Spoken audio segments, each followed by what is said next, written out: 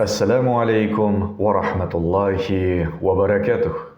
Һәр берегезгә Аллаһы Тәгаләнең сәламе, рәхмәте ва бәрәкәте булсын. Бик мөһим хадис китерелә Имам Бухари хадисләре җыентыгында. Пәйгамбәребез Мухаммад саллаллаху алейхи ва саллям әйтеп калдырган: Кыямәт көнендә Аллаһ каршында кайгы-хәсрәттә булырлар ике йөзле кешеләр. Алар бер төрле кешеләр белән бер төрле, икенче төрле кешеләр белән икенче төрле дип Пәйгамбәребез саллаллаху алейхи ва саллям әйтеп калдырган. Аллаһы Тәгалә безне мондый булудан сакласын. Бер дини галим үзенең китабында ике йөзлеләрне тасвирлап яза.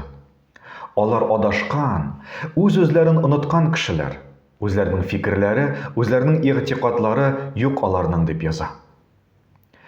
Һәм без сезнең белән психология фәненнән дә беләбез, алар теге дөньяда гына түгел, бу дөньяда ук ике йөзле кешенең тәне, аның җаны, күңеле бу дөньяда ук тыныч түгел, һәр вакыт кайгы-хәсрәттә.